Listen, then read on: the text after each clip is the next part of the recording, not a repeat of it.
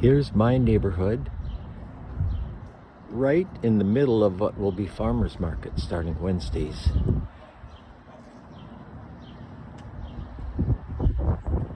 And I'm gonna walk over there across the bridges. The first thing is this pedestrian railroad crossing. Isn't that so cute?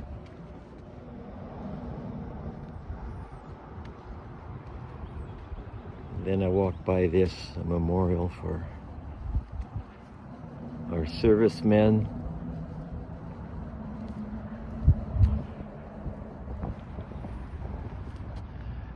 Across the way is the renovated building, the elevator tower, and what remains of H.C. Prange Company, the largest department store north of Milwaukee, now defunct. There's my first bridge. It's Walnut Street across the Fox River. Has been renamed the Bart Starr Memorial Bridge. This is usually inhabited by Canadian geese. There's only a couple so far.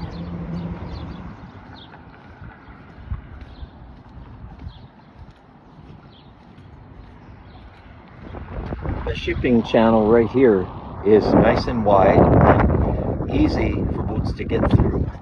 It's a different story down there where the channel is less than 100 feet from the shore.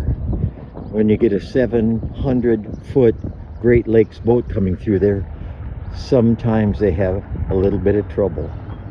There he is, the famed Bart Starr.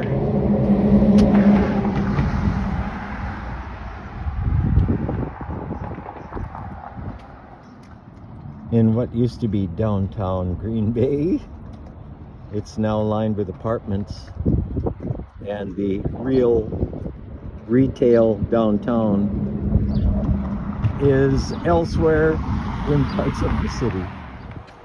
And here is a 20-foot tall mural done by a local mural artist, Bo Thomas.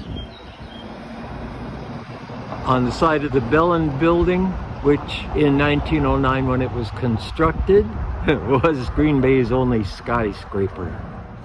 This is my usual route going down the city deck.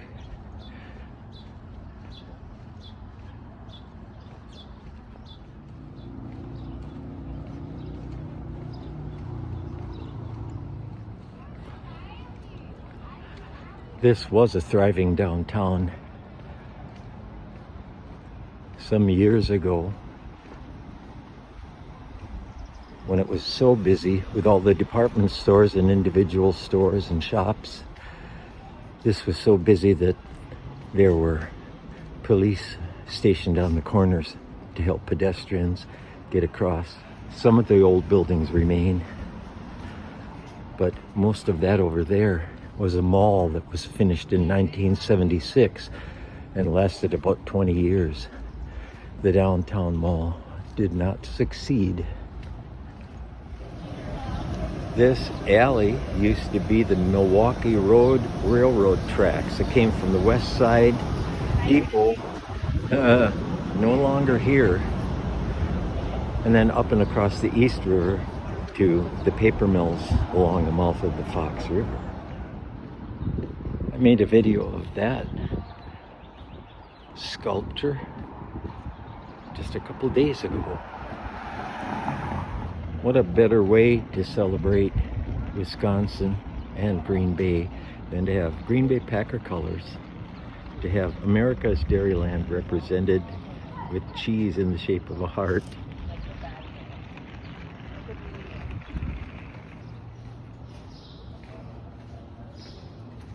More mural art celebrating cultures that went before us.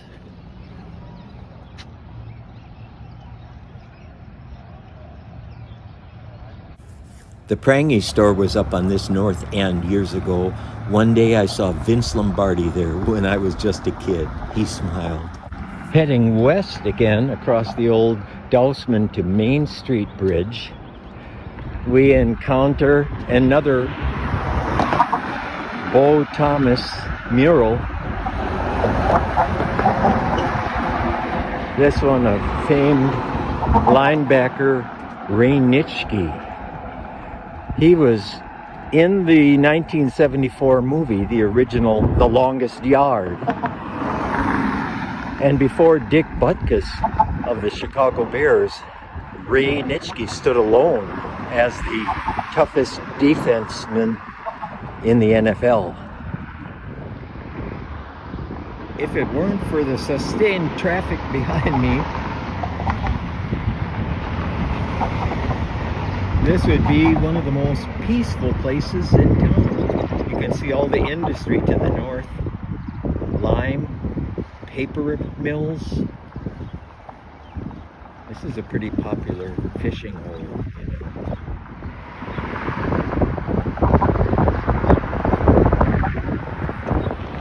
If you own it, take it, I can't get no more.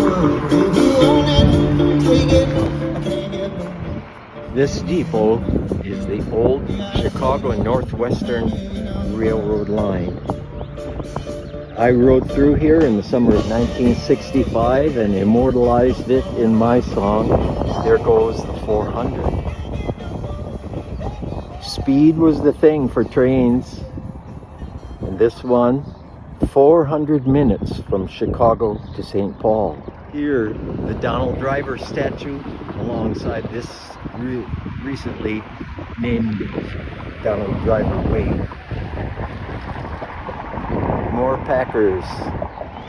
Right there, that smokestack labeled Titletown.